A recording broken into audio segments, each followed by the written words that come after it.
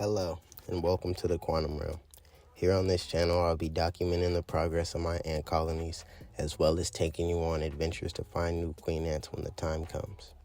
As the ant season here in Southern California is about to start in the coming month, I'd figured now is a great time to start my channel. I've been ant keeping for 3 years now. Currently, I am keeping 11 colonies, as I was supposed to start this channel a long time ago. We can start from the beginning, as it's been a long journey to this point. I am a nature person and I love animals and insects. One day, I came across an Ants Canada video, and that's what sparked my interest in keeping ants. Through Ants Canada, I found an ant keeper near me who hooked me up with a nice starter pack. I was given 3 colonies, a USCO2 colony, a Semitestaceous colony, and a Rugosus colony. 3 outworlds, some water towers, and of course, due to my beginner's luck and lack of knowledge, as you expected, all 3 colonies died. That following ant season of 2022, I caught 2 Camponotus modoc colonies, which one is this larger colony you've been seeing here, and I bought a Mexicanus honeypot colony from Mac at Tar Heel Ants. I was very successful with founding all of those colonies that season. I didn't start recording my ants at first, but I thought it would be interesting to document the process. So late in the year of 2022, I started filming the ants. Currently, at this time, I was living in another state before I moved to Southern California, and during the move, I lost a larger modoc colony and the honeypots due to them not having water, which left me with my one smaller modoc colony.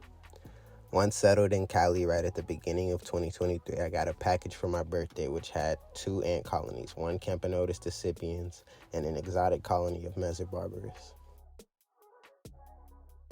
As the 2023 ant season kicked off, I wanted to find some USCAO2 queens, as that's the first ant colony I had from the group of 3 I started with, and I loved the size and color of those ants. So I traveled into the Santa Ana Mountains, which isn't too far from my house, and a great anting location on a spring night just after a rain, and I caught 4 CAO2 queens, 1 Vicinus queen, and a Sansabeanus queen. All founded a colony besides 2 CAO2 queens which didn't make it later on in the summer months. Which now brings me to my present day 2024 lineup. Currently, my surviving modoc colony is still in diapause, and as they are starting to become more active as we get closer to March, I anticipate they will be out of hibernation soon. They've grown quite a bit since last year and had a small population drop due to the move to California. Them still being in a test tube is honestly the reason they survived.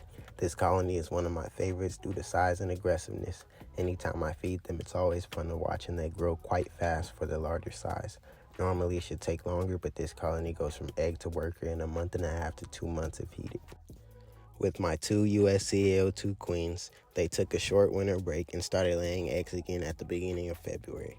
I've had minor trouble with them because every batch of eggs they've laid, they've eaten them, so I've been bothering them less, and so far they're responding well to this. The smaller queen has 6 eggs, which are now almost to a point where they're soon to hatch into larvae, and my second larger queen with 2 fresh eggs.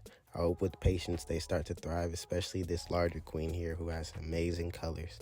Both of these queens were up to about 8 to 12 workers and were doing great before the move. Now with my Sansabeanus and Vicinus queens, they both currently have no eggs. The Vicinus colony has yet to lay eggs in the new year, and the Sansabeanus queen laid a batch of eggs of around 7 to 10 and ate them. So I'm leaving them to rest, not bothering them much along with the CAO2 queens. On to my mini carpenter ant colony of Camponotus decipiens. Right now, this is my favorite colony as they are fast growing and aren't shy when I shine the light on them for observation. The brood grows really fast and I love the coloring on these guys. At the end of January, they look like this, and now the brood pile has grown to this, with 1 worker soon to emerge. I've only been giving them fruit flies and honey every 2 or 3 days, as well as a little bit of heat, and they are loving it. The queen lays a batch of eggs more commonly than other carpenter ant queens, so I assume this colony will need a formicarium sooner than later. On to my honeypot ants. This Navajo queen has had a lot of trouble founding, but now it looks like the queen is slowly moving along. She had 2 workers, a few pupae, and a few small larvae, and a new batch of eggs. I don't bother her much, so if she does make it through, you won't see much of this colony until the numbers get greater. On the other hand, my Placodops colony is slowly taking off as they were having trouble passing 10 workers. As workers kept dying, I wasn't too sure why, so trying to do anything, I put them in a mini hearth, and that seemed to fix the issue. As they're slowly growing in numbers, I offer them fruit flies or dubia roaches every few days, as well as sugar water in their water towers, and some heat, and they've been loving life.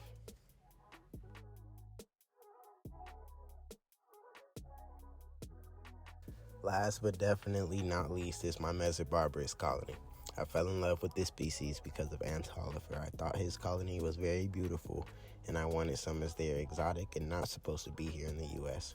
I watched his colony until one day I found a newly founded colony for sale on eBay and immediately grabbed them. They arrived to me with a few workers and a good amount of brood. I grew them to about 50 or so workers, and that same move I mentioned earlier also claimed half of this colony due to them not having water. I was very confused about this because the water tower still had water, but the nest was dry. And normally if the nest dries, they go out to the water towers. But I don't know. I accepted it and moved on as they still had a good amount of brood left. I rehydrated them and left them to recover from the loss. As we get deeper into the mating season for ants, I will also bring you guys along for the hunt for new queens and where and when I find them. The species in my area are Prenolipus imparis, Acromyrmex versicolor, Campanodus species, Pogonomyrmex species, Veramessers, and Myrmecosis species. There are smaller species like acrobat ants, Dorymyrmex, Solenopsis, and Phodole, but I like the larger ants, so I don't look for them much unless they just come to me. But that's all for this introductory video. I hope I see you on the next one. Have a good day.